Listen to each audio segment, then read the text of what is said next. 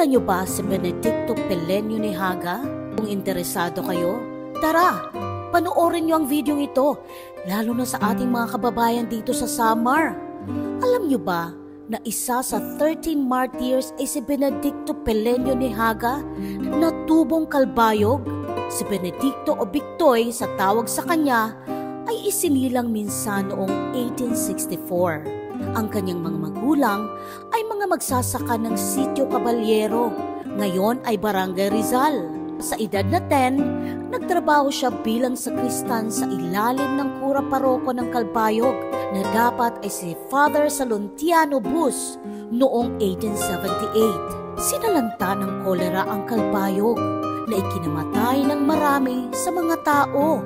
Ang kura paroko ay napilitang umalis sa Kalbayog at isinama si Bictoy upang magtrabaho sa hukbong Espanyol at tinanggap bilang korporal. Pagkatapos ay napromote bilang isang sarhento noong 1894. Napromote siya bilang pangalawang tenyente sa infantry ng Espanya at nagsilbi sa Visayas Regiment No. 62. Nasa 40 taong gulang na siya nang sumali siya sa katipunan sa isang pagsalakay sa isang palimbagan ng Binondo. Kabilang sa mga dokumentong nasamsam ng militar ng Espanya ay ang listahan ng mga miyembro ng katipunan.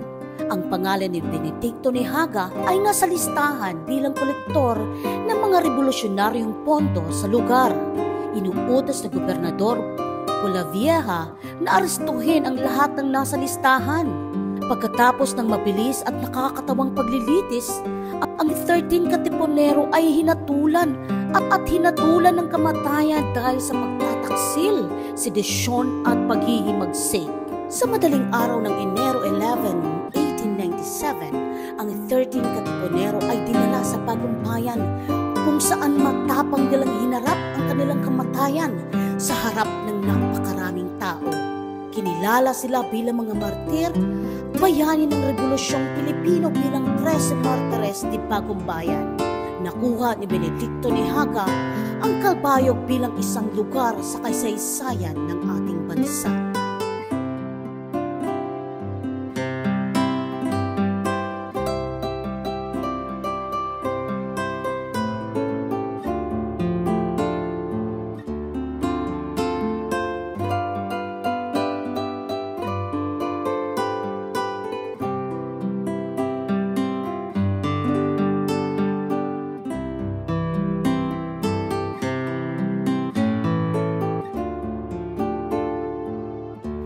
Hanggang dito na lamang po.